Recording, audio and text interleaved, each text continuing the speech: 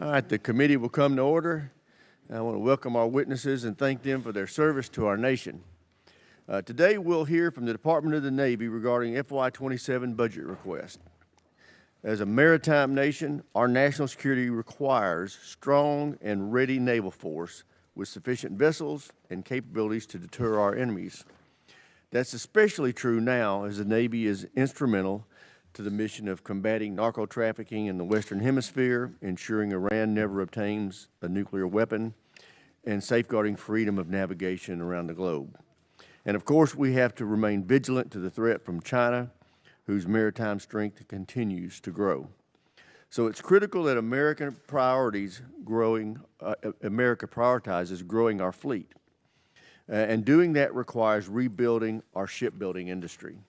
Years of uncertainty and inconsistent demand from the government and the commercial sector have significantly weakened our maritime industrial base.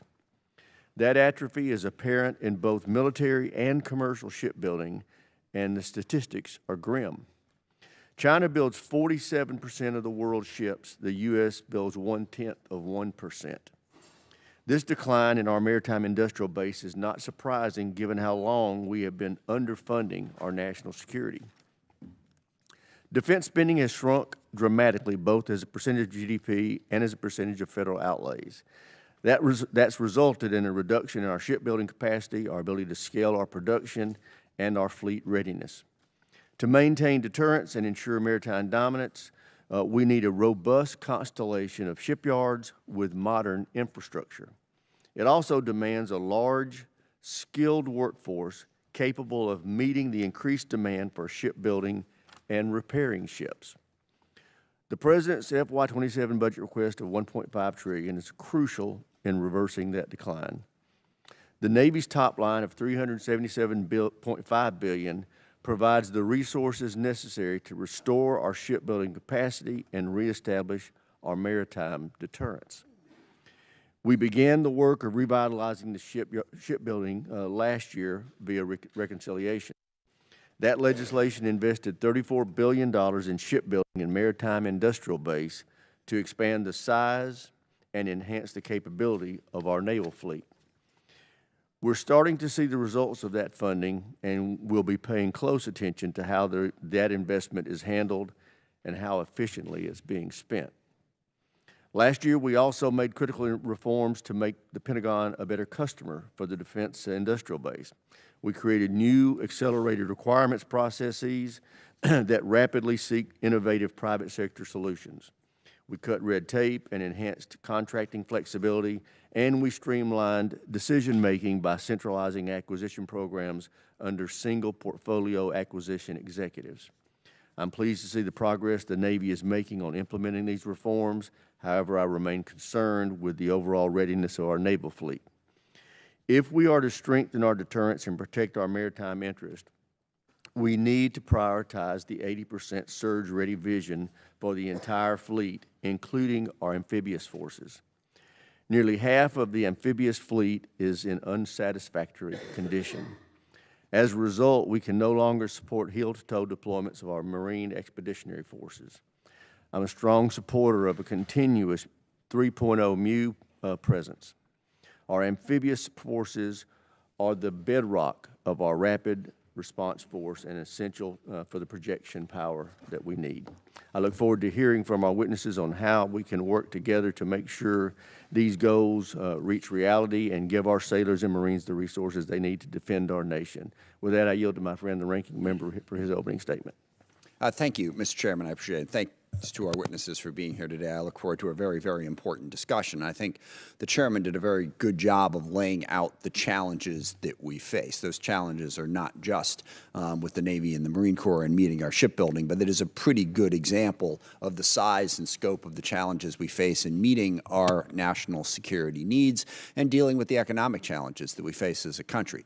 Certainly, the shipbuilding story that the Chairman laid out is absolutely true. We have fallen way behind the rest of the world and really struggled to figure out how to build the ships we need to build for our defense needs. We also have the modernization challenge. As we all know, warfare has fundamentally changed. Autonomous systems, AI, are going to be crucial to meeting our warfighting needs. as is our ability to build the munitions and equipment that we need at a far greater scale, at a far more affordable pace. And some progress has been made. I particularly want to thank the Marine Corps. I know Commandant Berger, who came before Commandant Smith, really took the lead in recognizing this and took a hell of a lot of heat for saying, no, we have to change. He made the changes. I think the Marine Corps has adapted to what the modern battlefield looks like. And also, you passed your audit, which makes everybody around you, 3 times, everyone around you jealous. But I think it should also make them aspirational to do that as well. I also think on the Navy side, I've been particularly impressed with the workforce development. I've been up to Bath, and I was just down at Newport News a few days ago.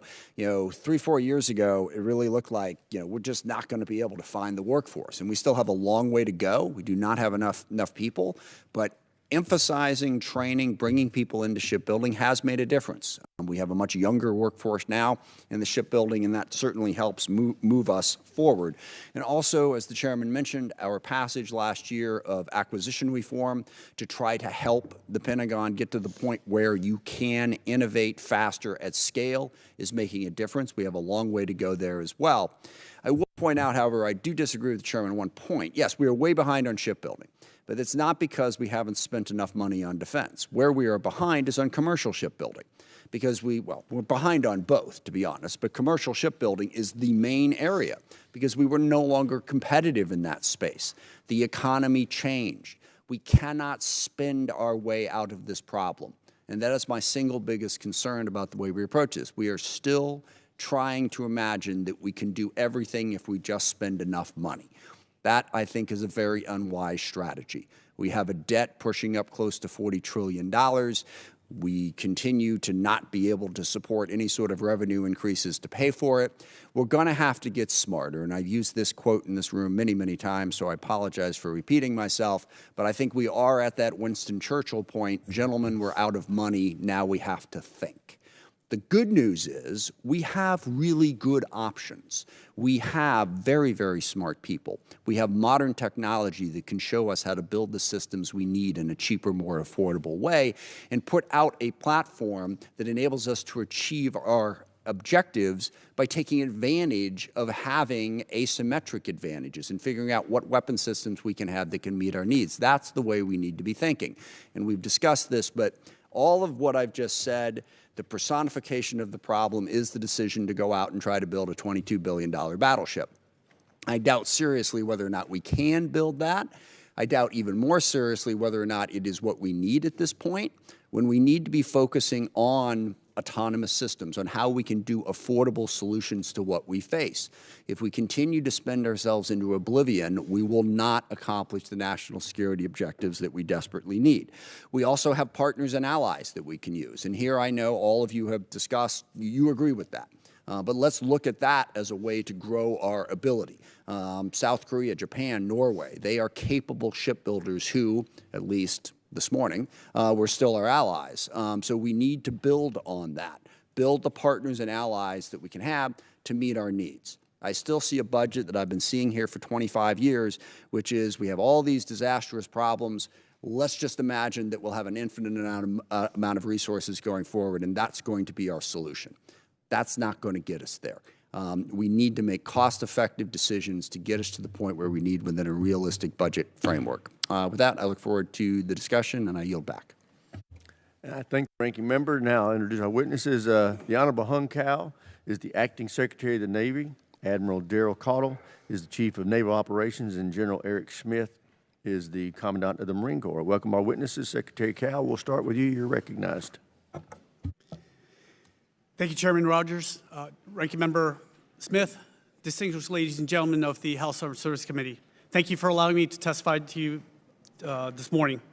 American sailors and Marines are currently on the front lines of freedom in operations to protect our republic. Lincoln and Bush. I think your microphone's not on, or you need to pull it closer. All right. Let me try. Can we reset the time then, sir? No. We're good, sir. American sailors and Marines are currently on the front lines of freedom in operations to protect our republic.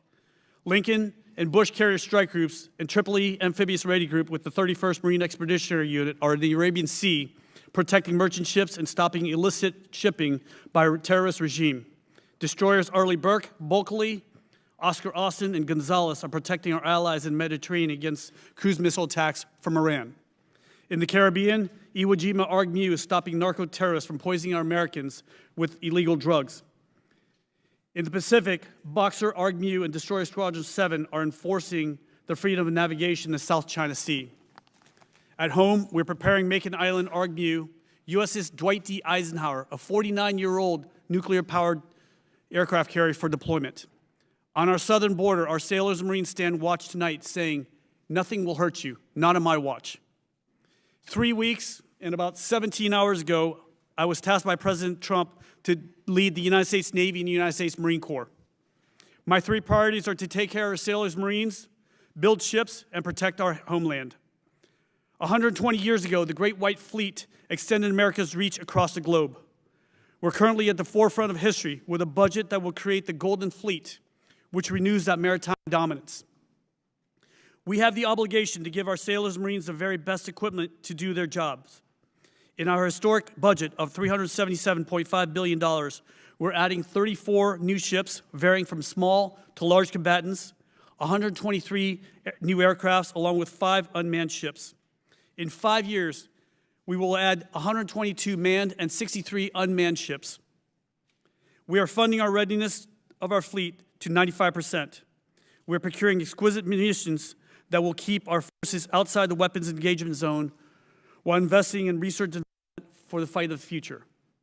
More importantly, we are increasing our service member pays, investing in family and unaccompanied housing, child development centers so that our sailors and Marines have safe, clean, and comfortable places to live and not have to worry about their families when they're deployed in harm's way.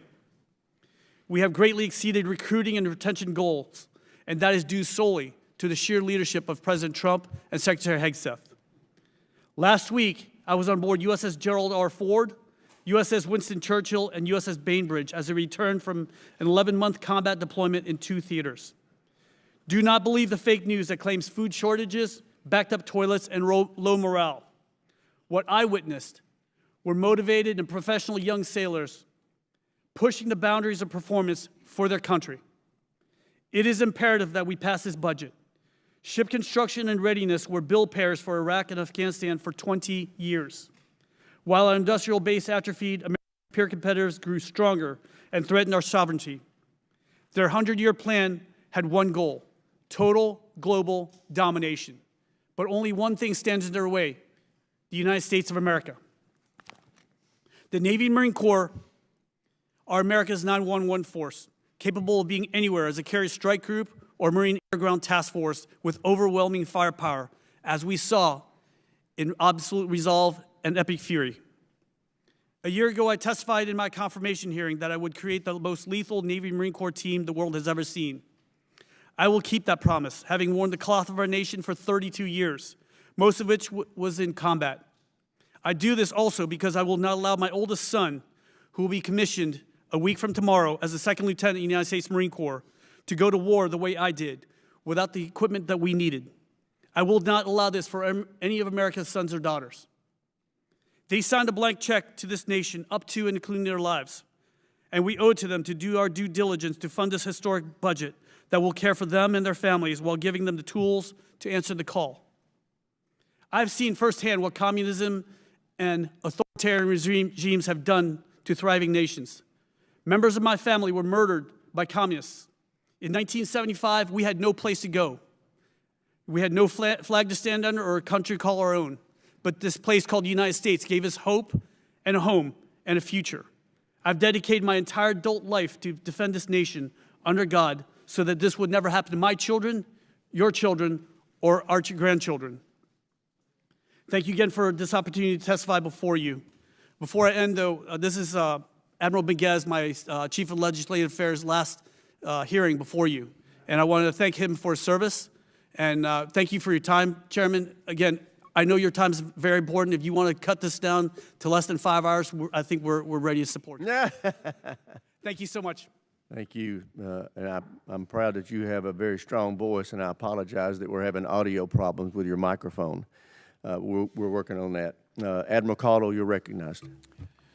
Chairman Rogers, Ranking Member Smith, and distinguished members of the committee, good morning, and thank you for the opportunity to testify on the posture of the United States Navy. I'm honored to be joined by Acting Secretary of the Navy Cao and my good friend, General Eric Smith. We appreciate the committee's steadfast support for our sailors, our Marines, our civilian workforce, and their families as well, for the resources you provide to defend our nation. This past year, our Navy celebrated 250 years of American sea power. Today, our founding fathers would scarcely recognize the modern fleet, ballistic missile submarines deterring strategic attack, nuclear-powered aircraft carriers projecting power across the globe, and an all-domain naval force delivering precision lethality at scale. And while the platforms have changed, one truth has not. The sailor remains our most and greatest competitive advantage and the heartbeat of our fleet. This July, on our nation's 250th birthday, our sailors will carry that legacy forward wherever our nation requires presence, power, and resolve. Since assuming the duties of the Chief of Naval Operations, I have been focused on one central objective: ensuring the Navy never loses its differentiated value. In February, we released the United States Navy Fighting Instructions, which is designed to operationalize my priorities of Foundry, Fleet, and the way we fight, and provide clear guidance on how we will build, generate, and employ Navy combat power for the conflicts we must be prepared to win. These instructions reflect a simple reality. The Navy's value lies in our ability to generate decisive combat power from the sea with tailorable formations, sustain them forward, and deliver lethal effects across every domain at the time and place of our choosing globally.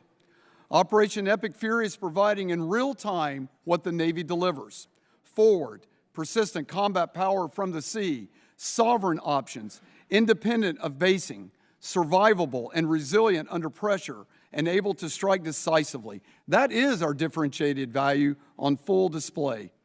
To preserve that advantage, we are executing a hedge strategy to ensure the fleet will build today, it's ready for the fight we face now, and adaptable and scalable to the one we will face tomorrow.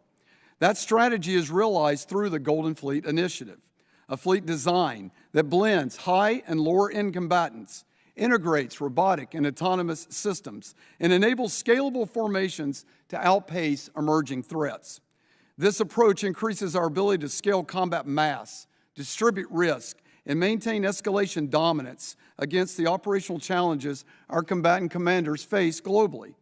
It also requires integrating technologies like artificial intelligence, advanced manufacturing, directed energy, and containerized systems as operational capabilities that expand our reach, persistence, and lethality across our kill chains and kill webs. Our FY27 budget request is strategy-driven. It's aligned to the Department of the Navy's priorities and the objectives of the National Defense Strategy, leveraging the concepts outlined in the United States Navy Fighting Instructions to ensure our investments directly strengthen the Foundry, the fleet, and the way we fight. It reflects disciplined choices to ensure we first always field a credible and highly effective sea-based strategic deterrent, and second, we invest in the right capabilities that preserve our warfighting advantage. To do that, we focus on four priorities. First, sailors first. Quality of service is not a luxury. It underwrites combat readiness and must always be our first priority. Second, the Foundry. The Foundry is where combat power is forged, and we must not use it as a bill payer. A hollow Foundry results in a hollow Navy. Third, the fleet. Our fleet is the most decisive and flexible military instrument of national power. Therefore, we must field the right mix of forces to realize the Golden Fleet's full potential through a smart application of the hedge strategy. And fourth, the fight. Winning will depend on the strength and adaptability of our kill chains and kill webs. From robust counter-targeting to leveraging new stealth technologies to an abundance of longer-range munitions to enhanced mission command. We must integrate and synchronize our capabilities seamlessly with our joint force teammates, our partners, and our allies. It is truly the honor of my life to serve as your Chief of Naval Operations. With your continued partnership, we will ensure the United States Navy remains the most capable, most ready, and most lethal maritime force in the world, and I look forward to your questions. Thank you. Thank you, Admiral. General Smith, you're recognized. Well, good morning, Chairman Rogers, Ranking Member Smith, ladies and gentlemen. I'm honored to appear before you today alongside Acting Secretary Cao and Admiral Caudle to represent your Marine Corps. I'd like to start by recognizing the significance of this year's President's budget. It is a generational investment that supports the Marine Corps' top 4 focus areas. 1, restoring a 3.0 amphibious ready group Marine Expeditionary Unit presence. 1 RMU off the East Coast, 1 off the West Coast, and a 31st Marine Expeditionary Unit episodically deployed out of Okinawa, Japan. 2, setting the theater. 3, accelerating modernization and lethality. And 4, building and sustaining a lethal force. Restoring a 3.0 amphibious ready group Marine Expeditionary Unit presence is the Marine Corps' North Star. It consists of 3 continuously forward deployed amphibious ready group Marine Expeditionary Unit teams. Again, 1 sourced from the East Coast, 1 from the West Coast, and 1 episodically deployed out of Okinawa, Japan. Each embarked on 3 amphibious warships, 1 big deck and 2 small boys. The Amphibious Ready Group, or ARG, with the Marine Expeditionary Unit is the most agile, versatile, and responsive formation of the Joint Force, hands down. It is how our nation's leaders sustain forward posture, deter aggression, and respond to crisis or conflict across the entire globe. Today, we have 3.0 Amphibious Ready Group Marine Expeditionary Unit presence. It is a strategic value, and that strategic value is clear. The 22nd MU is combating narco-terrorism in the Caribbean, while the 31st Marine Expeditionary Unit and the 11th Marine Expeditionary Unit are providing operational flexibility to maintain security and stability in the Middle East and the Indo-Pacific. But this is not something we can sustain. We need to enhance our amphibious warship readiness and increase the size of our amphibious force. I want to extend my sincere appreciation to the Secretary of War, the Acting Secretary of the Navy, and my shipmate Daryl Caudle for their unwavering support towards our shared goal of restoring a 3.0 Amphibious Ready Group Marine Expeditionary Unit presence. Our second focus area is setting the theater. We're committed to protecting our interests, deterring adversaries, reassuring allies, and creating a more agile and resilient global sustainment network, one that seamlessly integrates with the Joint Force. To achieve this, we're ensuring an optimized force posture while also investing in littoral mobility, pre-positioned equipment and supplies, digital manufacturing, and enhanced installation resilience. We're refining our approach to logistics, prioritizing resilience, speed, and adaptability to generate and sustain our forces. Our third area of focus is accelerating modernization and lethality. Force design underpins everything that we do. We remain committed to modernizing everything from our Marine Expeditionary Units to our Marine Expeditionary Forces, focusing on precision fires, air defense, unmanned systems, resilient command and control, and electromagnetic warfare. We're gaining momentum, but we have to accelerate to ensure that our Marines are most lethal, survivable, and resilient the day before a conflict starts. And finally, we're building and sustaining a lethal force. The quality of life of Marines and their families directly impacts readiness, retention, and lethality. We are deliberately investing in Marines and their families to improve living conditions, institutionalize Marine Corps total fitness, and ensure support for family resources. Before I close, I want to take a moment to recognize the members of this committee and other committees with jurisdiction over the national defense who will be retiring. On behalf of all Marines, thank you for your service to this nation. We know it comes at great personal cost. Thank you for your leadership, but most of all for your partnership. Your constant and steadfast support has ensured the readiness of your Marine Corps. We wish you the best in the next chapter of your service, as we say, fair winds and following seas. I'd like to close by stating that your Marines are ready. The Marine Corps is a globally responsive, lethal, combined arms naval expeditionary force that is capable of projecting power from sea to land and from land to sea, and to maneuver across multiple domains in contested environments to deter, deny, and defeat our adversaries. Thank you again for your trust and support, and I look forward to your questions. Thank you, General. I recognize myself for questions first. We all know that a continuous, strong demand signal is critical to getting our shipbuilding industrial base back on a healthy footing. Ms. Secretary, can you tell us how you're ensuring that fleet requirements and fleet and the acceleration of production rates is happening in the shipbuilding industry? Mr. Chairman, we have many levers we're pulling. Obviously, the SIOP program allows us to invest into our industrial base. We have, for example, for submarine building, a very talented officer, Vice Admiral Rob Goucher, who I've known for 36 years, who is leading and basically moving the submarine construction to the left. But again, we need to explore every single avenue of ship construction in this country. It's not just about warships. Right now, there's only 188 flagged U.S. merchant ships and 105 military sea lift commands ships, whereas the Chinese have 11,000 ships. We are a maritime nation bordering both the Pacific and the Atlantic, and we depend on that maritime dominance for our trade and for the good of our nation as well. And so if we pull all the levers, we're looking at 540,000 jobs in the United States for shipbuilding alone, and that's for every single one of your districts. And this is why we need to fund this bill, sir, so we can get shipbuilding going and get this nation going. Admiral Caudle, what operational impacts will you feel if Congress doesn't pass supplemental funding, and when do you think you'll start feeling those impacts?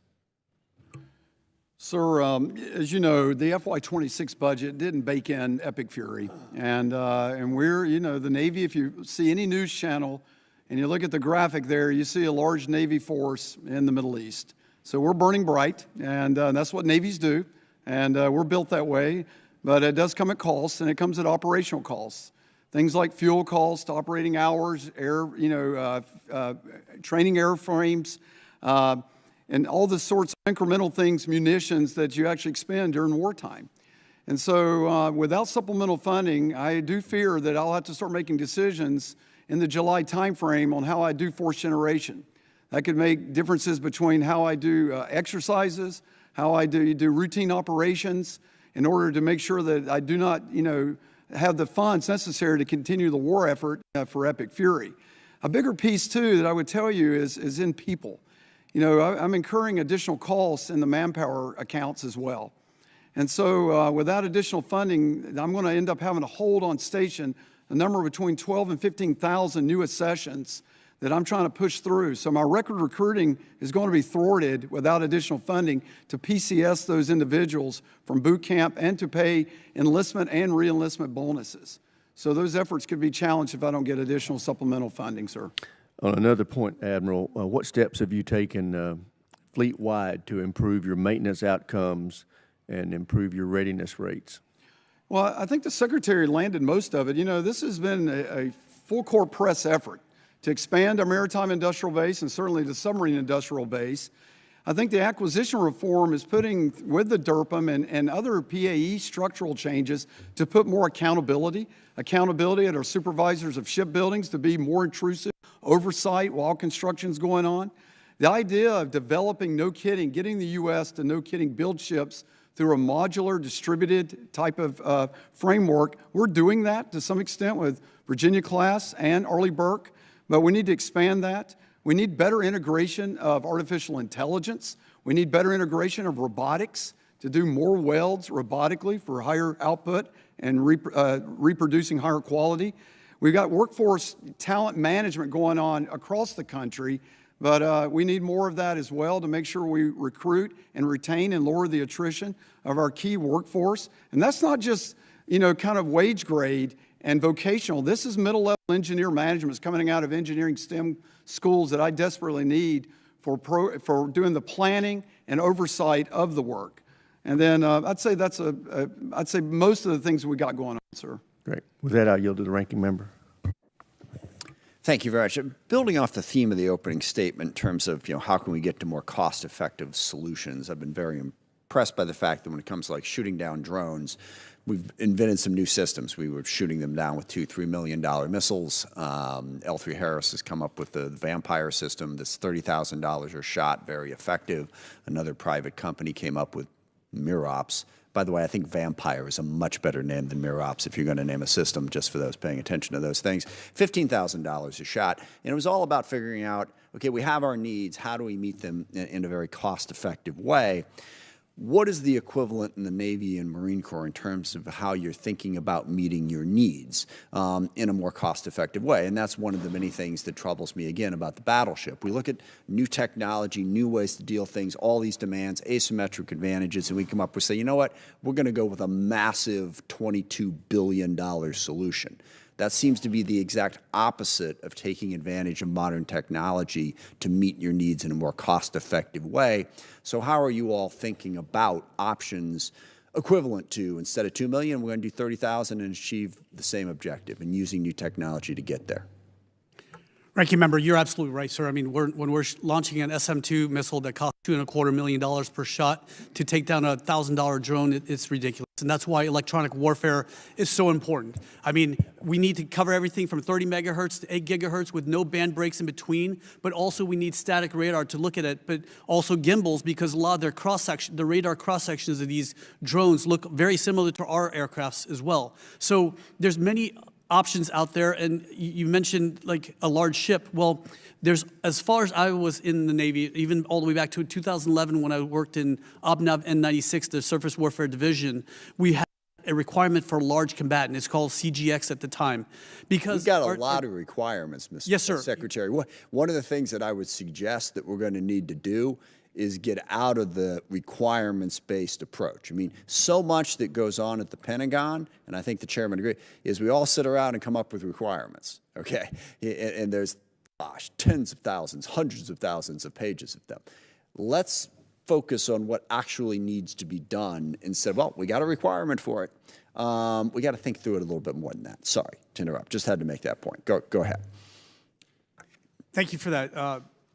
Ranking Member, again, I pay bills at home, and there's, you know, the kids need braces, they need everything, and we have to balance all those things. But again, with the battleship, the problem is that your DDGs are so decked out right now. The Pinckney, USS Pinckney, is the only ship in our fleet that has a Slick 32 Victor 7 for electronic warfare. And I mean, I told you yesterday, I mean, it looks like a big chipmunk with a mouthful of nuts right now because it's so overburdened, and that's why we need a large combatant that has all electronic warfare as well as 200 VLS cells, including conventional prompt strike. Imagine a missile that can go from here to the West Coast in 16 minutes that the enemy can't stop, and this is what's going to deter the enemy.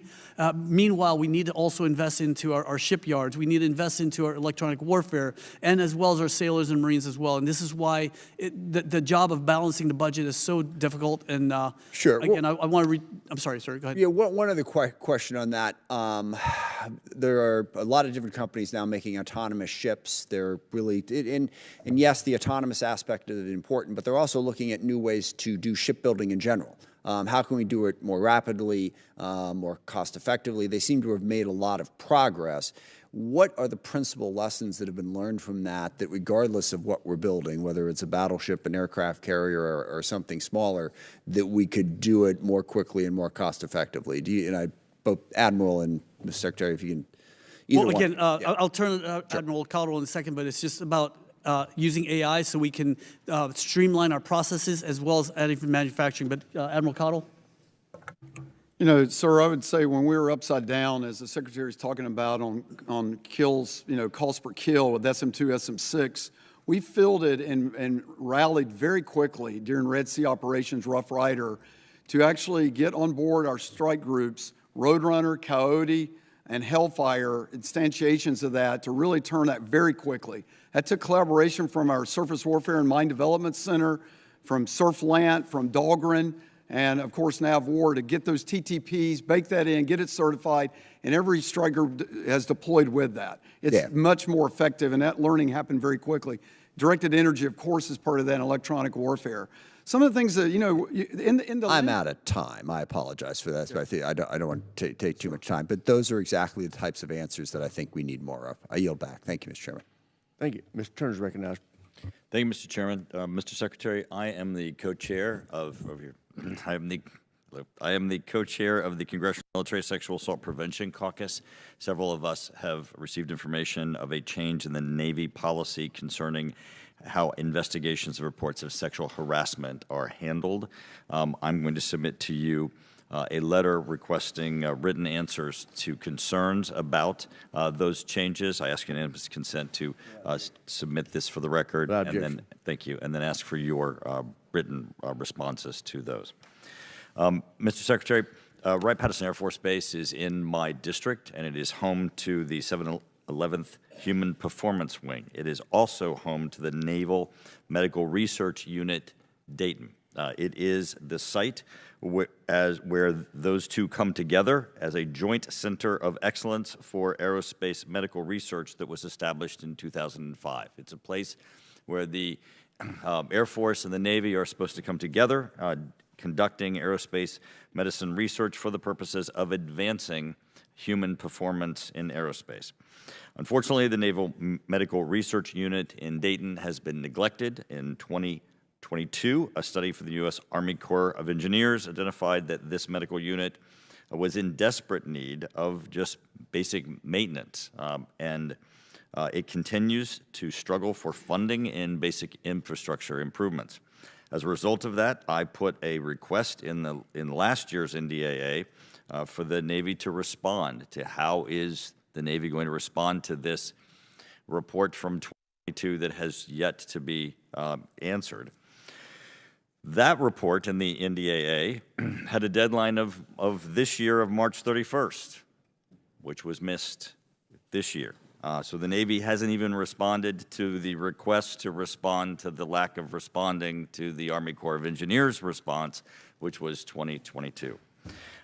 We're missing the opportunity for the Navy and the Air Force to work together in aerospace medicine research, which again is supposed to advance human performance in aerospace. Mr. Secretary, I'd ask you, are you aware of this missed opportunity, and can we remedy this opportunity so that we can advance, obviously, this incredible opportunity to advance human performance in aerospace? Congressman, I apologize. I was not aware of this, but this is the problem when we have a lot of these units attached to Air Force bases. I had the problem in Tinker Air Force Base too, where we had a large number of suicides, and that I've gone there personally, and I've made a lot of headway in order to curtail the suicide rates at Tinker Air Force Base. But for Wright-Patterson Air Force Base, human performance is so important. We have to treat every sailor and Marine like a weapon systems. We need to take care of them. That's whether it's through human performance or medical treatment or even mental health. We will do that. So you have my word that I will not only look into this, respond quickly, but also come visit you, sir. And in response to the sexual assault and sexual harassment, we are going to investigate every single issue with licensed or trained investigators, and we will respond to that request as well. And again, I have 5 children, 3 daughters. I will not allow this to happen. I look forward to your response to both. Thank you. Gentleman from California, Mr. Garamendi. Thank you, Mr. Chairman. Mr. Chairman, you and Ranking Member Smith, as well as the Secretary, spoke to the issue of the commercial fleet that America does not have. Draw to your attention, there is a piece of legislation called the SHIPS Act that deals directly with that. I bring that to the attention of the committee, and perhaps that could be an integral part of our work as we form up the NDAA. Rather important in meeting all of the requirements that we have. So I'll let it go at that. Thank you for bringing the issue up, and I'll drive it forward. I have 2 questions here. Admiral Caudle, the west coast of the United States, I believe, borders on the Pacific. The Pacific is going to be, has been, and will continue to be a major theater with enormous challenges. Do we have sufficient facilities on the west coast of the United States to meet the needs of the Navy as it looks to its larger fleet and to the challenges of the Pacific? Congressman, we do not have sufficient facilities in general, and I would argue that we do not have sufficient on the West Coast. As our theater of importance and our priority of how we've split the Navy, our 60-40 split predicates that to prevent transits through the Panama Canal or other ways we would get around to the East Coast, the more options I have as the CNO to prepare our ships without those transits to East Coast public yards, the way I can have to share those yards and keep them level loaded improves quality of life for people if they can stay on the coast and not such large PCS moves, and just improves combat and damage control that I can do when I actually need to repair in that capacity.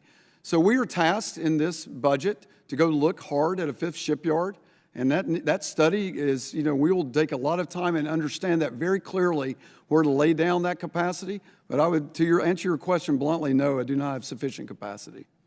I look forward to working with you on developing opportunities on the West Coast for the need of the Navy for its ship repair and perhaps also for the development of additional fleet. I want to go to General Smith. You spoke in your opening testimony about the amphibious ready groups and the MEUs.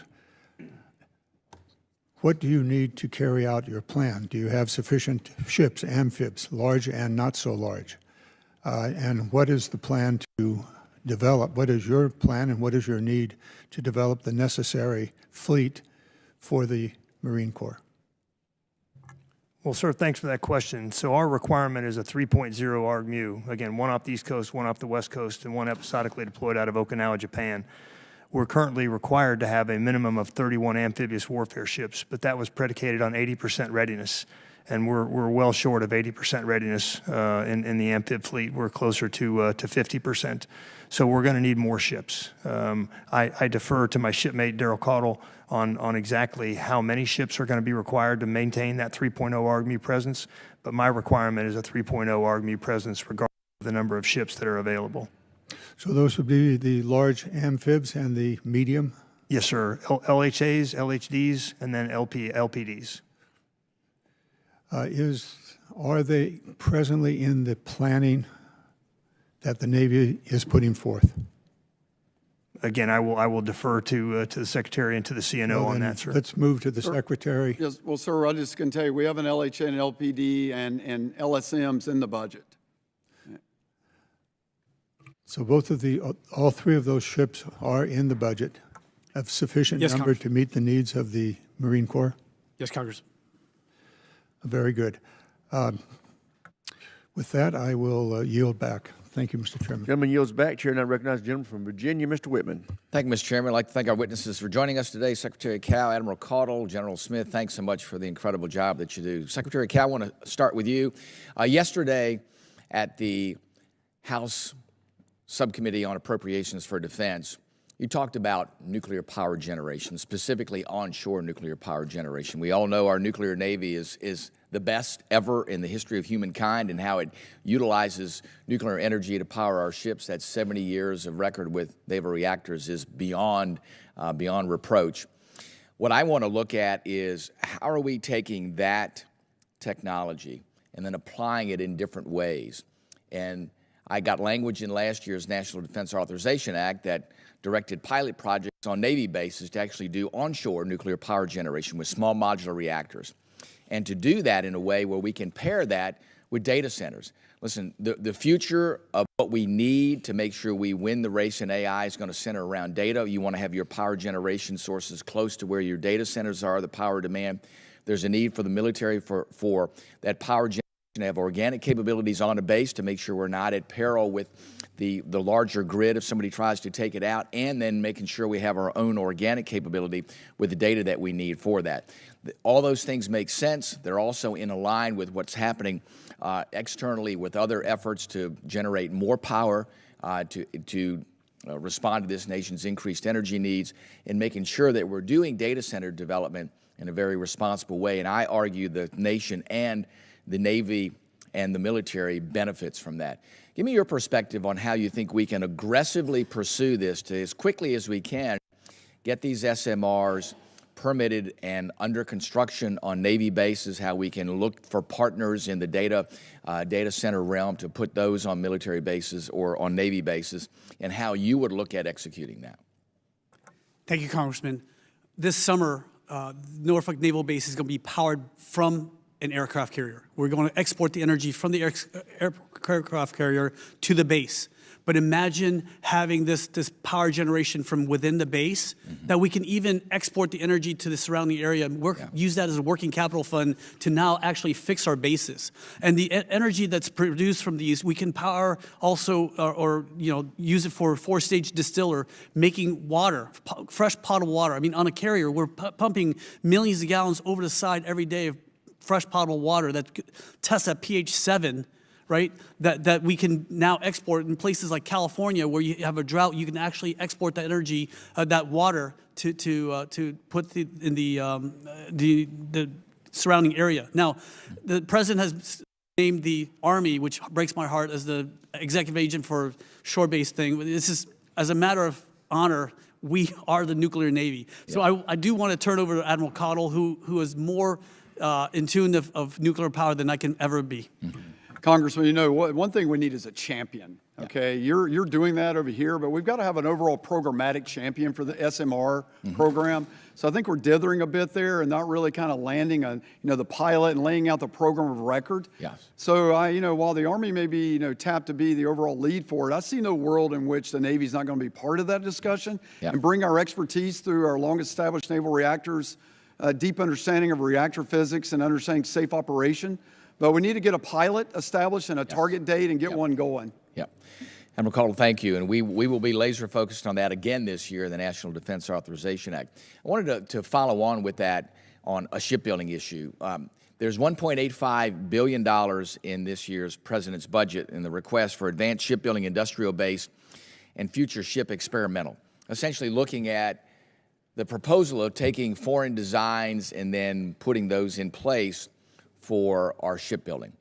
I just have a question about that. I have a hesitation about that because we tried that with FREM, with an Italian design, and we took an Italian design and we said, okay, it's 85% complete, and then made adjustments to it, and all of a sudden it only became 15% complete on design. And today we have 2 Constellation-class ships, and that will be it. We will cancel the rest of the program. So I guess my question is how do you see this going forward, and how are we going to reconcile the effort to say, let's grow the industrial base, let's grow shipbuilding in the United States, and on the other hand, say that we're going to now look at foreign ship designs and how we're going to build and sustain a U.S. shipbuilding industrial base for our U.S. Navy? Well, there are a lot of lessons we learned from Constellation. This can be done right. I think the Icebreaker program is an example of where, this can be. Gentleman's time's expired. Chair now recognizes the gentleman from New Jersey, Mr. Norcross. Thank you, Chairman. I'd like to thank the witnesses for being here today. We're focusing on our shipbuilding capacity for good reason. It's not working. It's getting better. Back when Pearl Harbor happened in 1941, our shipbuilding capacity was in shambles. Within 2 years, President Roosevelt brought those leaders of the great industrial companies in this America, and within 2 years, we're pumping out 1 ship a week plus. We got behind it. We know we got into this problem by disinvesting in our own industrial base. That's why back in 21, we put a Buy American Act to step up the percentage of American-made products in our shipbuilding. Back in 24, the Mines Act expanded on that to say you're going from 65 to 75 and eventually 85%. Well, we put that in. It's law. We have not received one report from the repository we created to say how much of our industrial base starts and is made here in the United States.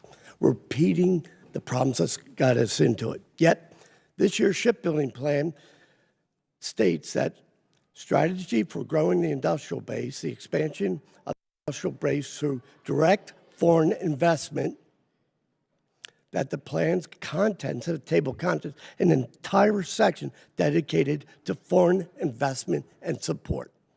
This is contrary to those last 2 pieces we put in the NDA, and time after time, people in your position says we have to build our industrial base, yet we haven't.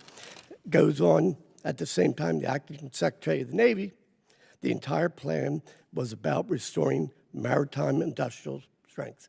Secretary, you stated it 5 minutes ago.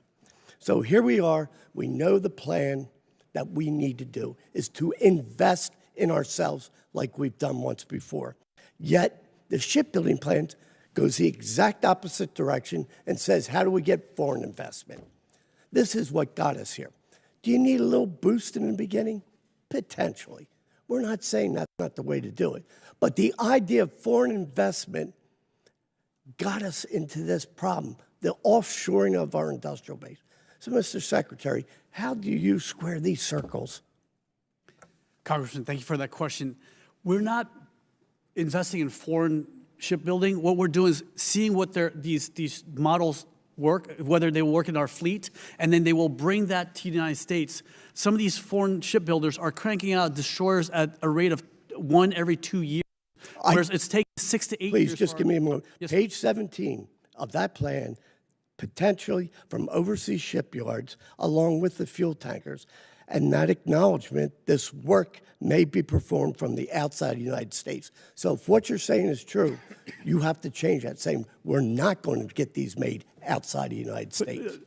Again, we're also bringing our workers over there to learn their techniques, sir, because we're just not doing it fast enough over here. It's one of those things where, you know, they use a lot of AI to map out their workload every day so that we're not wasting time on just paperwork. 40% of our time at our shipyards are spent doing just paperwork on literally a clipboard and an Excel spreadsheet instead of doing it. So invest in the United States so we don't do this. The idea that you've opened up the door here, contrary to what we've been saying, for foreign investment on their side of the water, completely different than what we talked about in this committee, what you talked about. I have no problem sending people over to learn it better. No problem. But the idea that somehow it's because we didn't learn how to do it better. No, we didn't make the investment. So please, I want to hear from Admiral and from you that you're not going to build these ships overseas. You're going to build it here in the United States where our industrial base needs to grow. We have to push every lever, Congressman, to make this work. I mean, it's like going to a candy machine. Your Snickers bars get stuck. You know, you can do two things. You can call that 800 number, and no one's going to respond. You're not going to get your money back. You can put more money in, but that's not going to work. You can shake the machine. It's just not going to get, or you can go, you know, next door to the other can machine and get it. That's what we're trying to do, sir. We're trying to make sure that we are invigorating the industrial base and energizing them. I have 9 seconds. Thank you. I appreciate your speaking directly to this, but the fact of the matter is we're not investing here in America to the point that we need. Thank you. I yield back. Gentleman's time has expired. Chair now recognize the gentleman from Tennessee, Dr. Desjardins. Thank you, Chairman, and thank our witnesses for being here today. Mr. Whitman started the subject, and Mr. Norcross continued it. I had a question for Secretary Cao. In your opening statement, you mentioned how the department has been focusing on expanded distributed shipbuilding efforts. Can you expand what those efforts will look like in a practical sense and how foreign shipbuilding efforts will impact domestic shipyard production? And just as an aside, yesterday I met with South Korean Ambassador Kang in my office, who was offering shipbuilding capabilities in South Korea, and what other allies of ours around the world can help us fill the gap while we're trying to rebuild Americans' shipbuilding capacity. Thank you, Congressman. We're trying to, like I said, energize our industrial base here. I think some of our primes have gotten very comfortable with the way they're doing things, cranking out ships at 6 to 8 years. I mean, we're better than this. We're Americans. We can do a lot better than this. And sometimes it just takes a little competition to get us going. And this is where we're bringing in foreign shipbuilders to say, you know what, let's bring our American workers over there, see how they build things, and bring it back over and industrialize our capacity. Along with that, we are looking in a few weeks. I'm hoping we will be able to announce to you guys some of the things we're going to build in America. That's it's being worked on right now as we speak by the Deputy Secretary of War. And so I love to come in basically 24 hours before we announce these things to inform you how we're going to do that. But let me turn over to Admiral Caudle, and so he can talk about the SIAP program that his officers are working on. Well, I've been tackling this for the last 6 years, from Subforce Commander to the Fleet Forces Commander to CNO. And to some extent, the Secretary's got it right. It's been pushing a rope on getting the improvements we need to see. I live in a real threat-based world, and threat-based analysis means I actually have to have, no kidding, ships. And while I love everything to be built in the United States, we do have to expand the aperture. This budget, to be executed, will have to expand the industrial base and actually go in a smart way, in an optimized way, lay down that ship demand signal across the different yards that can actually go produce this in an effective way. In my worldview, that will actually require some foreign shipyards to actually help me do that, to actually deliver the actual ships I need in a time frame when that's important. And so I think it's an all hands on deck, and to execute this budget at the size and scale, it's going to take that approach. Okay. And Admiral Caudle, staying with you, let's go underwater. The Navy had a plan to potentially extend the service lives of several Ohio-class submarines known as PIRA to ensure sea-based deterrence requirements continue to be met during the transition from Ohio to Columbia. My understanding is this plan continues to evolve, and the Navy is now looking at smaller life extensions for greater numbers of Ohio-class submarines. Can you update us on the current approach and the importance of ensuring at-sea deterrence requirements continue to be met as we transition from the Ohio to the Columbia? Sir, there will be no chinks in the armor of delivering a credible, safe, and effective sea-based deterrent. It underwrites every single thing we do, from continuity of government to continuity of decision-making to continuity of operations. We will actually field that in accordance with U.S. Strategic Command requirements. So to make sure that happens, I am making sure that as Columbia comes online, that I have what I would call a make before break transition between Columbia as we sunset the Ohio class, which has served so well. To do that, we will extend some Ohio class to give us the breathing room necessary for that transition. And so that's our plan of record for that. The total number of that is still being refined, but you can look at a number between 4 and 5 Ohio class to actually make that transition effective. And we will extend them through the PIRA availabilities as you have described. Okay, thank you. And Secretary Cao, we've only got 47 seconds, but we know we've had some setbacks in both the conventional prompt strike programs, the Army's land-based long-range hypersonic weapons, and due to the previous test failures involving Army launchers and all-up-round, both CPS and LRHW have undergone a replan. Can you speak to the progress of the replan and how Congress can work to support the advancement of the hypersonic mission in 20 seconds? Congressman, I worked on moving the conventional prompt strike from AT&L, OSD to AT&L to Navy in 2016, and we were supposed to deliver it, and we're running out of time, so we are accelerating it as fast as possible. But Slick Amend is also another deterrent that will really be a game changer, sir. Thank you. Yield back. Gentleman yields back. Chair, and I recognize Mr. Courtney. Thank you, Mr. Chair. Admiral Caudle, a few weeks ago, Indo-PACOM Commander Admiral Paparo testified that the AUKUS security agreement is essential and that Pillar 1 of the AUKUS optimal pathway, quote, is on track in every regard. As you know, Congress has made direct investment in the submarine industrial base, $10 billion since starting in 2018. And we're seeing some positive results in 2025 in New England. There was a 13% increase in submarine tonnage. We had the commissioning of the 25th and 26th Virginia-class submarine just a few weeks ago. The acting secretary was there for the Idaho, the number 26th. And the 27th and the 28th are pressure hull complete, and they're in the process of going through sea trials, knock on wood, delivery and commissioning sometime within the next 12 months or so. So my question to you is, do you agree with the findings of the AUKUS review last December that endorsed continuing our commitment to that security agreement, as well as Admiral Paparo's testimony? Congressman Courtney, I wholeheartedly agree with it. I was part of it. I was in bed creating it. I made a lot of the recommendations in it that were actually adopted, and fully support AUKUS Pillar 1, fully support Sam Paparo's statement. And I look forward to standing up Submarine Squadron 3 later this year and making sure that Submarine Rotational Force West becomes alive and getting the first Virginia-class transfer to Australia next year as we continue to build out where they eventually buy U.S. submarines. So fully support, sir.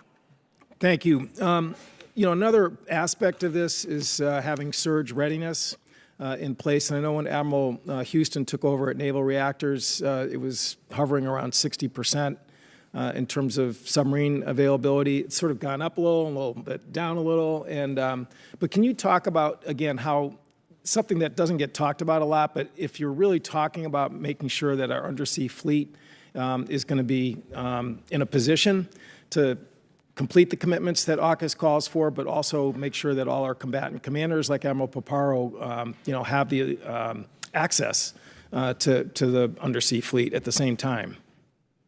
Well, and this is really about, posture. Where do we put our submarines and home port them in a way that we can sustain them and operate them?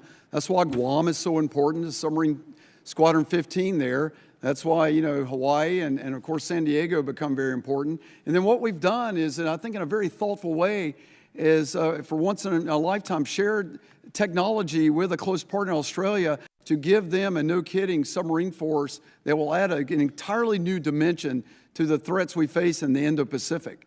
And so that under the submarine squadron and the way we will command and control that, working with the Australian Navy, who are great partners and have been for decades, will give Admiral Paparo access to those submarines as well. Thank you. So, General Smith, along the same lines, making sure that the amphibious ship industrial base, both in terms of production and repair and maintenance, that's pretty key to making sure that we have the MU levels that you have, again, testified over the years about. Can you sort of give us sort of your perspective about where that those efforts, that enterprise stands?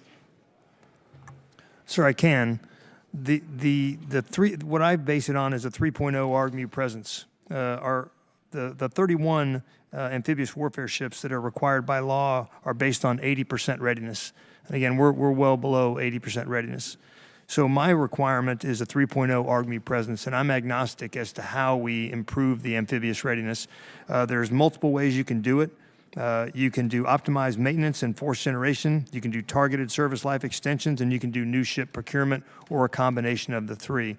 And so I defer to my shipmate Daryl Caudle on how to meet that requirement. But both services agree that 31 ships is simply not enough for a 3.0 ARGMU presence. Achieving this requires increased investment. And again, PB27 is a significant down payment on this. Great, thank you. So I've only got a little bit of time left. Next week, the Sea Power Subcommittee is going to be holding its own sort of posture budget perspective. There will be many questions about the battleship program. We're going from basically a poster board in December to $1 billion requested this year, $17 billion the following year. The one lesson certainly in my time here is that before you start cutting steel, you got to make sure your design piece is done or pretty darn close to done. We have, whether Zumwalt or LCS, the stories still haunt, I think, a lot of us here about the fact when that, discipline is not sort of adhered to. But again, I'm running out of time, but I at least flag that for you and your team that, we've got lots of issues and questions we want to explore on that. With that, I yield back. Gentleman yields back. Chair now recognizes the gentleman from Mississippi, General Kelly. Thank you, Mr. Chairman. I want to start by just saying that we need every shipyard in America at full capacity. We need every dry dock repairing some ship that we have somewhere. That is critical. I just visited the Philly shipyard this last weekend. They can be complementary. We need to make sure all these shipyards are at full capacity, that they have a steady demand signal, and that we continue to produce warships, but not only warships, but logistical ships that support both our time mariners and our Navy. And so whatever it does, some of those skills interlike. So I want to begin by thanking President Trump for his leadership in restoring our military, including historic investments in our shipbuilding and strengthening the defense industrial base. The budget builds on that progress and reinforces the national defense remains a top priority.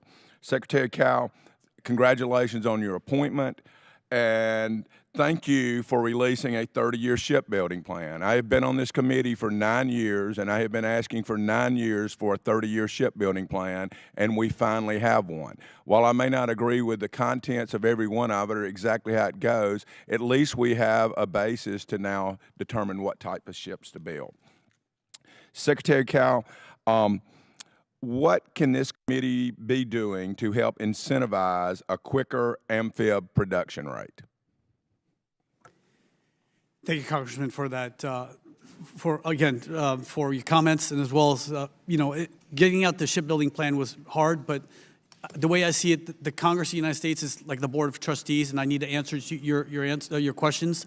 And it might not be perfect 30 years on, because we had no idea what the world looked like 30 years ago. I mean, we didn't know anything about autonomous vehicles. We didn't know about that China was a threat. We didn't even know who Osama bin Laden was. So I want to concentrate definitely on the 5, 10, 15 years, and that includes the amphibious ships as well. And like you said, we need to pull every single lever there is in order to get shipbuilding going. And it may very well be something simple like, these young people that we lied to said, hey, you have to have a degree to make a living, and they're not working right now.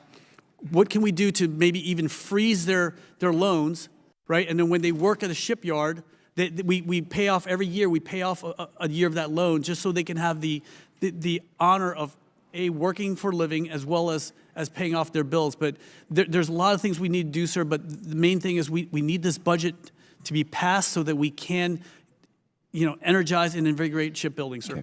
Admiral Caudle, I'm just going to make a comment because I really don't have time, but the Navy has to get better about not procrastinating on amphib readiness. We need to either build more amphibs, and we need to keep those ships ready. And I know that we're improving, but we need to improve much faster because we need those. That's the Swiss knife of our Navy and ground forces and air power. And so those amphibs are so important for both hard and soft power around the globe. And so whatever it takes, we need to commit to getting 3.0 ARGMUs. With that, I want to talk just a little bit about the E-2Ds. And it continues to prove itself as one of the Navy's most important battle management and command and control platforms. Tell me, what do you think about the block buying? Is it the right numbers, and how important are these E-2Ds to the force? Well, sir, thank you. Let me just say, just real quick, there is no daylight between this table on amphib readiness. We're all behind 3.0, and we're working. I look forward to talking to you about the improvements. On E2, you got it exactly right. That is the special sauce of the air wing. Obviously, it's recognized not only for its ability to support carrier strike group, but we dirt death them as well and support the joint force. And so it's a need for that joint capability is crucial. Block buy is essential for a lot of reasons. One, it gives a clear demand signal to the investors who build this and actually who are going to produce it. It allows me to actually factor in through a more structured way how we modernize. It's how we actually keep the line open in a more productive manner. So I'm behind the block buy methodology, and I think it's really important to do it in that factor. Thank you. And General Smith, I don't want to leave you out, but the KC-130Js, it's really important that we keep the procurement strategy, that it's not delayed, and that capacity is so important to the Marine Corps' mission. Is that correct, General Smith? Sir, KC-130 is if I had to pick a platform that I would keep and divest of all others, I'd pick the KC-130J. And don't forget about my P-8s, okay? And with that, Mr. Chairman, I yield back. Gentleman yields back. Chair, I recognize the gentleman from Massachusetts, Mr. Moulton. Thank you very much, Mr. Chairman. Mr. Acting Secretary, thank you for your service to our country. You said that the Navy would have 5 unmanned naval vessels by 2027 and 63 by 2031. Now, I agree that unmanned systems are a huge part of the future of naval warfare, but what about the small autonomous sea drones that are actually doing the work in Ukraine? Because Ukraine is producing hundreds of sea drones a month. We're nowhere near that level. Now, I thought Secretary Hegseth was proud of leaning very far forward on drones and autonomous systems. It doesn't feel like that's your department's priority. Actually, Congressman, that's far from the truth, sir. We are very invested in drones. In fact, we have the RAS PAE her whole job is to look at drones and. Okay, so Ukraine's, you say you're very invested in drones. Ukraine's standard sea drones cost about $250,000 a piece, and using those, they've pretty much destroyed Russia's entire Black Sea fleet, I mean, billions of dollars in damages. Do you think that kind of capability might help us in the Strait of Hormuz today? Absolutely, sir. And again, when I say the 5, we're talking large ones, and we are investing in a lot of the small ones, and I will turn that over to Admiral Caudle, who can tell you more about the requirements for small unmanned. Well, I'm just wondering, I mean, you're requesting $17 billion for a single battleship hull that won't be delivered until 2036. Do you know how many 250,000 drones you could buy for that one Trump-class battleship? Yes, sir, but those drones cannot carry the conventional prompt strike or have 200. Okay, just to put this VLSL. in perspective, it's 68,000 drones. I think 68,000 drones, when Ukraine is producing 50 to 100, actually, sorry, several hundred a month, might help us today in the Strait of Hormuz. I just does not feel like a good investment. Again, sir, the drones can't get there by themselves. It's like the little turtle that sits on your fence post. Someone's got to put it You know, it's there. funny, the Ukrainians managed to get them there. They barely even have a navy. I We know, have sir. 55 times the coastline of Ukraine. They're not So if traveling they can 10,000. figure it out, Mr. Secretary, I'd like to think America can figure it out too. Yes, now, sir. Mr. Acting Secretary, you told a powerful and very American story of how your family immigrated from Vietnam a few years after the war. I'm proud that our country supported you and your family. Do you think we should do the same for our Afghan allies who are being hunted down by the Taliban right now as we speak? Sir, before I came to this job, actually right after the fall off Afghanistan, I mean, which broke my heart. I mean, watching mothers hand babies to Marines just reminded me what happened in Vietnam. I understand, and I was We there brought too. 100 I felt the same way, but I'm just asking, do you think we should give the same privileges and opportunities to our Afghan allies that our country gave to you and your family and your friends? Sir, I mean, anybody who comes here legally should be given the opportunity to come here. And Well, I'll tell you what, you and I will disagree on a lot of things. You might even say we're political adversaries. But I'm very proud that President Ford, President Carter, President Reagan did not deport you or your family while you were working on becoming citizens. Now, Mr. Acting Secretary, you have publicly supported Secretary Hegseth's proposal to ban active duty military members from attending Harvard. Both your official bio and your bio for the Senate campaign proudly list your Harvard affiliation. As a Harvard fellow yourself, do you believe the education and credentials that you received compromised your ability to serve or lead effectively?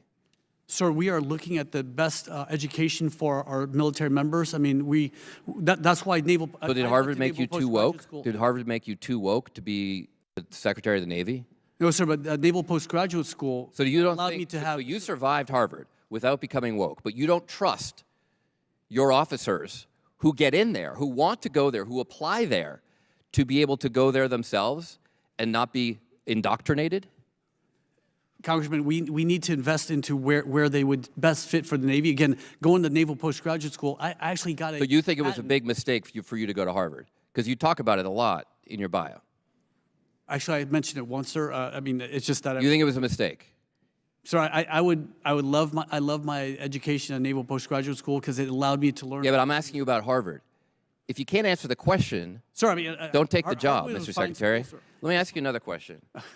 You're the final authority for naming U.S. Navy ships. Do you think President Clinton, who dodged the draft, never served in the military, and was impeached, should have CVN 82 named after him? Sir, the convention for naming. Yes or no, Mr. Secretary? Sir, I mean that's. Do you think the ship should be named after it should be President named after Clinton? the President of the United States, sir? So you support naming it after President Clinton? I have to review all the naming conventions, sir. I've not reviewed. Well, I hope that you do. Thank you, Gentleman's Mr. Chairman. I time has yield back. expired. Chair now recognizes the gentleman from Texas, Dr. Jackson. Thank you, Mr. Chairman. Thank you for convening the hearing. Secretary Cao, Admiral Caudle, and General Smith, thank you for your service. Thank you for being here today. Secretary Cao, really glad to see you sitting in that seat. As the PRC continues to modernize its fleet at a historic pace, the need for a ready and capable American naval force has never been greater. The Department of the Navy fiscal year 2027 budget request is a defining moment to reassert the United States as the world's greatest maritime power, to rebuild our industrial base, and deliver a larger, more capable Golden Fleet to our sailors and Marines. Under President Trump's leadership, this budget proposes a historic 46% increase in shipbuilding funding, representing the highest level of naval investment since 1962 and a clear transition to a permanent wartime footing. Simultaneously, it accelerates U.S. Marine Corps modernization by 4 years. We must deliver these generational investments, and we must do it without delay. The Marine Corps' ability to sustain a credible 3.0 amphibious ready group Marine Expeditionary Unit, ARGMU, presence is foundational to the nation's forward crisis response and deterrence posture, particularly as demand for Naval Expeditionary Force grows across theaters. However, General Smith, you have emphasized that simply hitting a ship count requirement is meaningless if those ships aren't operationally ready to sustain a persistent ARGMU presence. I know we've talked a little bit about this subject already, but while I fully support the investing in the procurement of new ships, are we also making sufficient investments in amphibious readiness, maintenance, and industrial-based capacity to sustain the Marine Corps 3.0 ARG-MU requirement in the long term? And if not, what should we be doing here as members of Congress to make sure that that happens and that ball does not get dropped? General? Well, sir, I'll defer to the CNO on the specifics of the amphibious warship maintenance project. But what I can tell you is they do require funding. They require the funding to get after the spare parts. They require the funding to get after the time that it takes to produce the maintenance in the yards. And so, again, I will defer to Admiral Caudle on the actual how that happens. But those ships have to go into and come out of maintenance on time. I was taught by my assistant MEF commander, a guy named Chris McPhillips, call sign McFly, that most of the maintenance we do is because of the maintenance we do on our aircraft anyway. You go in to open up a wing and you pop a couple of rivets, and the next thing you know, what was going to be a light on a wing, you've accelerated or you've extended. Pardon me, you've extended the time that an aircraft or a ship is in the yards. It has to go into, stick to the maintenance schedule, and come out of on time. Sir, we're doing a whole host of things. One, we had to get better at planning. And so we've started what we call our signature availabilities, where instead of really starting the planning in earnest, at the 120 days prior to the avail starting, it's starting a full contractual out 1 year now. That's important. 2 port engineers are overseeing that. Critical path has always been retarded a bit on diesel overhaul. We're pulling that out of the avail to actually repair diesels during a time it's more opportune for us instead of putting that into the critical path. Long lead time material for these designs, boilers, and some of this stuff is very old, and actually improving the long lead time material ordering. Planning improvements, and probably the most important thing we've done is put a 4-star oversight board.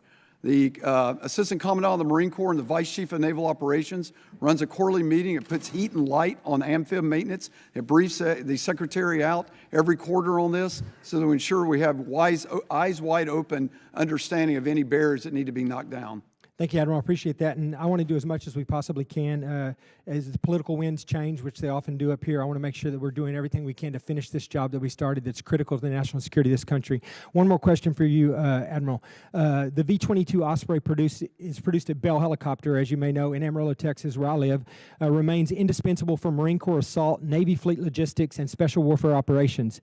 As part of the One Big Beautiful Bill, I was proud to secure $160 million for the Navy's CMV-22 nacelle improvement program, and I'm encouraged to see the Marine Corps is now planning to fully implement these improvements as well, a priority that is clearly reflected in the FY27 request. Admiral, how is the nacelle improvement program delivering improved readiness and reliability for the V-22 fleet, especially given the findings of the recent NAVAIR review? As the Marine Corps moves toward full implementation with their MV-22 fleet, can you commit that the Navy will also continue to fund these improvements across the entire CMV-22 fleet in the future years as soon as possible? Yes, sir. I know we're short on time. You have my full commitment on that. Nothing's more important. It's part of our air wing. We're not going back. The CMV-22 is extremely important. You have my full commitment on it. Thank you, sir. I appreciate that. I yield back. Gentleman yields back. Chair, and I recognize as a gentleman from California, Mr. Carbajal. Thank you, Mr. Chairman, and thank you to the witnesses for being here. General Smith, it's good to see you again. The Marines are the only service to have passed a clean audit. As a Marine myself, I'm very proud to say that. This is something we need for the entire Department of Defense and every service branch to accomplish. For decades, the DoD has failed to achieve this. Frankly, I think it's shameful and an insult to the American taxpayers.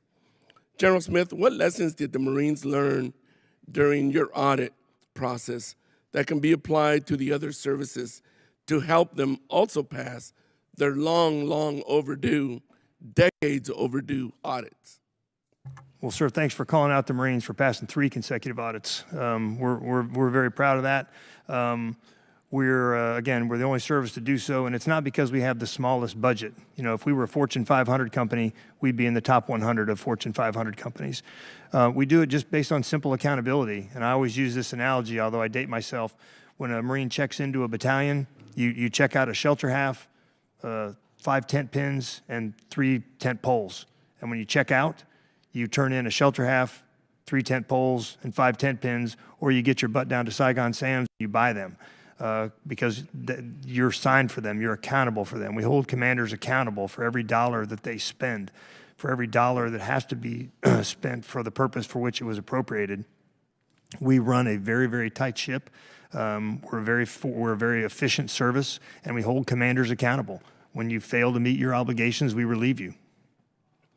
Thank you. Clearly, you could teach the other branches what the hell they need to be doing. So much for the Doge trying to find fraud, waste, and efficiency. With that, I would like to yield the rest of my time to my good friend, Representative Tran. Representative Carvajal, thank you so much. Gentlemen, thank you for being here. Mr. Secretary, congratulations on your appointment. Today is a historic day. For the first time, a Vietnamese American defense official stands before a Vietnamese American member of Congress. This moment belongs to our parents and every soul who traded everything for a chance at liberty. You and I carry the weight of a diaspora that has never forgotten the sting of oppression. We are the living voice for those silenced by the communist Vietnamese government. We have a moral mandate to hold that regime accountable for its relentless human rights violations. I pray you will stand with me in that fight. We must also ensure the freedom we found here reaches across the Pacific. We must maintain a presence so formidable the Chinese Communist Party understands the Indo-Pacific will never be surrendered to autocracy. This is our moment to lead, not just for our country, but for the legacy and the freedom we were chosen to protect. Mr. Secretary, as you know, I represent the largest Vietnamese community outside of Vietnam. Our community remains deeply concerned about the communist Vietnamese government's unlawful jailing of political prisoners. Will you commit to joining me in calling for Vietnam to free political prisoners and prisoners of conscience? Congressman, thank you so much for your kind words, sir. Again, I owe this country everything, and I've bled for this country, and I will die for this country, for everything that's given me. And again, a lot of my family members were imprisoned wrongfully, and we need to always stand up against oppression, and that's what our job is in the United States. We didn't ask for this. We didn't ask to be the policeman of the world. We didn't ask to defend, but that's how it is, sir, and we will always fight injustice in this country, sir. Thank you. I appreciate you standing with me on this. And General Smith, I'm going to shift over to you real quick. We've also seen that 2,500 Marines and 3 warships transferred from the Indo-Pacific to the Middle East to support operations in Iran.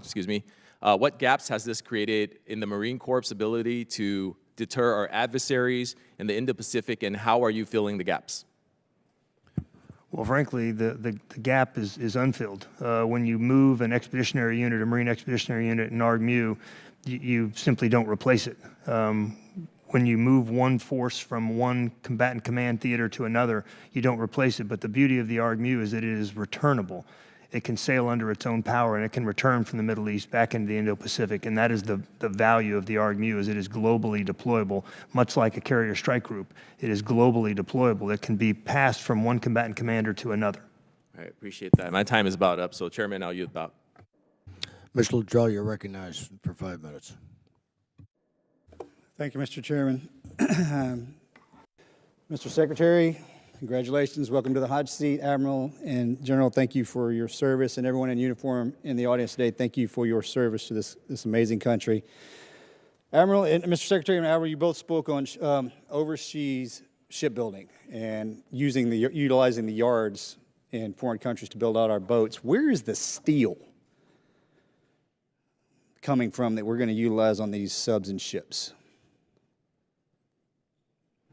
I think there are multiple sources that could come from global. Are any of those in the United States? I can guarantee you that the majority of it, at least for submarines, is coming from the United States of America. Have you ever heard of Hearth the Metals? No, sir. Mr. Secretary? No, sir, I have not. Okay. You mentioned in your opening statement that everything that goes into the Department of War and the build-out of our ships and boats is going to touch each one of our districts. Well, Hearth the Metals happens to be in my district. And they produce a cheaper, more viable steel than anyone else, period. And they are in the process of kind of on sitting on G, waiting on O. And Mr. Secretary, you mentioned that the Deputy Secretary has got some sort of announcement that he's going to make. And my concern is, and we had a very interesting hearing yesterday about with the 5 families, if you will.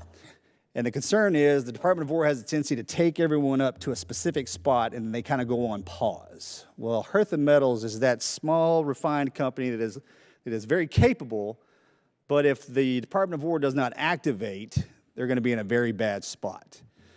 And I'm not going to hold you to, you're going to give me this answer tonight, or excuse me, today or tomorrow. But I do not, my concern is that that company that's worked so hard to produce something that would just benefit the United States will be lost because of the inactivity or inaction of the secretaries and the Department of War. Understood? Yes, Congressman. Okay. Mr. Secretary, a few weeks, maybe months ago, you and I had a conversation in my office, and one of your primary concerns was the health and well-being, specifically focused around suicide in our service. I'm going to allow you to speak on that in front of this committee, in front of the world that's watching, on your pathway or the lane that you plan on walking to decrease that problem, not only that we have inside of our service, but most certainly in our veteran community. Congressman, thank you so much for this opportunity. This is so near and dear to my heart. I come from a community, the EOD community, which has one of the largest suicide rates in our veterans, and it's unacceptable. We've done what our country asked us to do, and now we're paying the prices of that. And I think the first thing is for leaders to be very vulnerable. This morning I released a message to the fleet about my issues that I've suffered from traumatic brain injury from being in explosions, as well as PTSD from having to recover bodies from the bottom of the ocean, and as well as recovering pieces and parts from other bodies that I recovered on the battlefield as well. We need to do everything from explore every single avenue, like we discussed in your office, for PTSD, for TBI, including hyperbaric oxygen therapy. You're talking about a lot of the other medicinal psychedelics. Yes, sir. We need to explore every single thing for our military members, but also what I've asked my service chiefs to do is look at crisis intervention. We need to train this at every level, from the petty officer to the NCO level, all the way up to command leadership, because everybody is a first responder. When you're with your sailors and Marines, when you're working with them in that squad, in that platoon, in that division, you know when they're not right. And so we need for every single sailor and Marine to be that first responder who says, come along with me. Let's take a walk. Let's talk about what's going on. And these are things we're pushing forward, sir, and we're leaning very heavily into it. Thank you, Mr. Secretary. And I have 2 more things. One, I would hate to see the steel that we use on our ships and subs come from another country if we have the capability inside of the United States. And I will. And General, you're not going to. Yeah. Okay. 2 things. This is going to be very hard as a Navy man talking to a Marine. But the way that I understand it, sir, is you are the very first Texas A&M Commandant of the Marine Corps. Is that true? I believe that is correct, sir. Okay, so I have to, there's my Aggie right there waiting. I was waiting for him to chime in. As a Navy guy, giving a Marine a compliment, congratulations, sir. And as a Longhorn, giving an Aggie a compliment, job well done. It's a great way to have Chairman, your I time yield back. expire. My daughter's a Great. Longhorn. Mr. Keating, you're recognized. Well, thank you very much. I'd like to thank our witnesses for their service and for being here today. At this stage of the hearing, I'm going to get a little granular on issues and maybe a little provincial, but the whole idea of the procurement process that goes forward, there's a couple of things that we've worked, I think, as a committee to try and promote. One of them, myself in particular, is the encouragement of universities and our schools of learning, our great resource in this country, being part of the process of procurement and dealing with issues. And I've had a program since fiscal year 19 funded, it's 0 funded now, out of the University of Massachusetts, but it's been a win-win situation. They work with the Undersea Navy College to bring students over. They're learning they're part of it. Many of them are going on to help our defense industry going forward and undersea technology. And the research helps, as well as getting young people involved that are going to go into service of our country in these regards. So is there still a role for this university component as the Navy is looking at some of these contracts and agreements? Because I think it's important to emphasize, and I'm obviously concerned about this one that was zero funded, but I'm concerned generally too, because the universities come in and they're not a bottom line company or corporation that has to just first look at their shareholders first for profits. They're coming in, I think, with open eyes, and they give a different look to things. So is that something that I think can continue or should continue going forward in the process? Congressman, I think we need to look at every single aspect. I mean, MIT, Lincoln Labs, all these other industry, other centers of learning are so important to look at things a different way. I mean, as much as I love the Naval Academy, I can't have every single officer come from the Naval Academy. And again, we need people in the Merchant Marine as well. So U.S. Merchant Marine Academy produces amazing merchant mariners, but also Massachusetts and Maine Maritime Academies as well for our civilian merchant marines as well. So we need the whole country to roll up their sleeves and lean into this, whether it's research and development, technology, innovation, and as well as filling our officer ranks and our merchant marine ranks as well, sir. And I'll turn over